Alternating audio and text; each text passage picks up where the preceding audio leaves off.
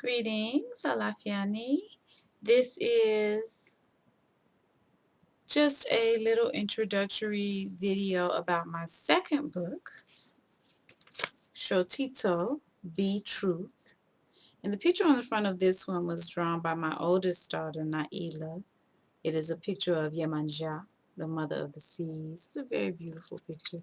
There's a little watermark of it on the back, but you can't see it on the camera. But yeah, this is Yemanja. But this is my second book, Shotito, 18 Lessons in African Spirituality.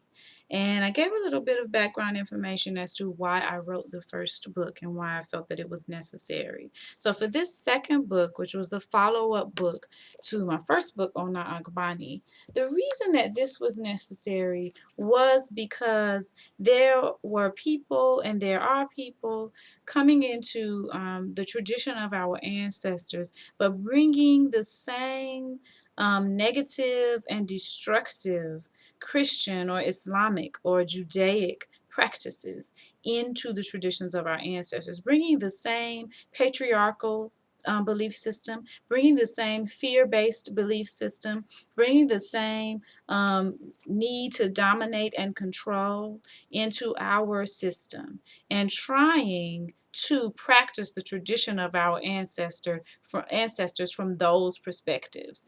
And so not portraying it accurately and not allowing people to be empowered by it and get what they want. So I wrote this book, Shotito, Be Truth, in order to give everyone an understanding of those things that are the foundation of the spiritual practices of all majority people of the earth, so that we can begin to cleanse our minds and to purge our minds of these other negative thought processes that are killing us and that are killing Earth Mother and that we're using to kill one another. So that was the purpose of Shotito. And I'll just share with you some information from the introduction.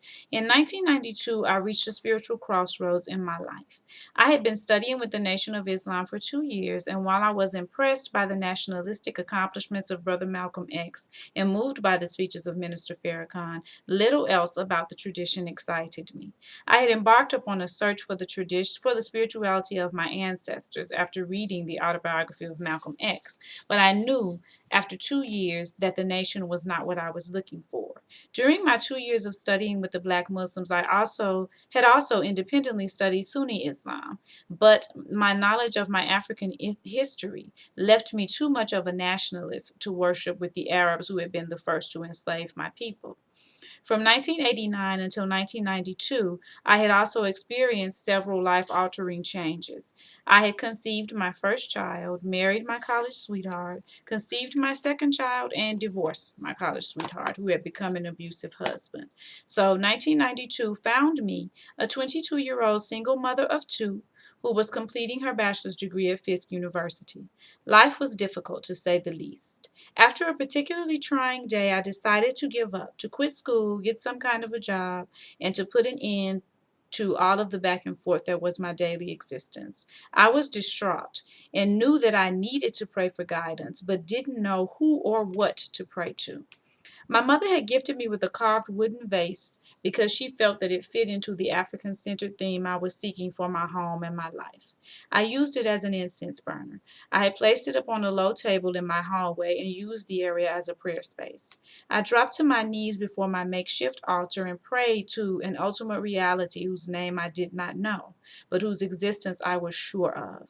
I pleaded to be guided to the way my ancestors had practiced because I was sure that once I began to walk that path, my life would improve.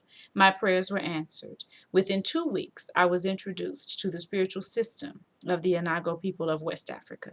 Suddenly, God had a name, Olodumare, and I was able to talk to the angels in the form of the Orisha. I joyfully began my practice, but soon realized that Olodumare was not God, meaning Olodumare was not Jehovah in blackface, nor were the angels the Orisha. The way of life of our ancestors was the result of a way of thinking and living that they shared with all of Earth Mother's majority children, the red, the black, and the brown people of the earth. I shared my thoughts with some of my fellow students, but found that most seemed content with placing a black face on the God that they had always served and dressing him in kente cloth robes. These lessons are for those who are not satisfied with that. These lessons share what I have learned through 2 decades of studying West African spirituality and history, as well as through worshiping the Orisha and being an avatar of Oshun, Yeye, the Great Mother. African spirituality is a way of life, a way of thinking, and a way of viewing your surroundings that is powerful, all encompassing, and deeply healing. Through the return to this ancient way, life will become easier, more peaceful, and infinitely productive. The following 18 lessons represent mental doorways to expanding your understanding of life, and they require that you open your mind. So that is the introduction to Shotito. Shotito is the second book by design. The first book is an introduction to African spirituality, and the second book outlines how to integrate these ancient practices into your modern life through purging your mind of the toxins of Western philosophy. That's what this book is for. It was generally $20. I have lowered the price to $15. And as my other book, it is available on my website, www.oshetourainstitute.com. And I will put that information at the end of the video as well as the title of the book. If you have read the book and you want to share something, please put it in the form of a comment for those who have not. If you have questions, please comment on that as well, and I will be more than happy to answer those. So just wanted to make sure everybody had the information about my books. I realized while I was out of town in Tennessee that I had never made that available to people on YouTube, so I wanted to take the time to do that. In the near future, I will be vending the book in the Atlanta area, so I'll make sure and keep you posted as to when I'll be doing that.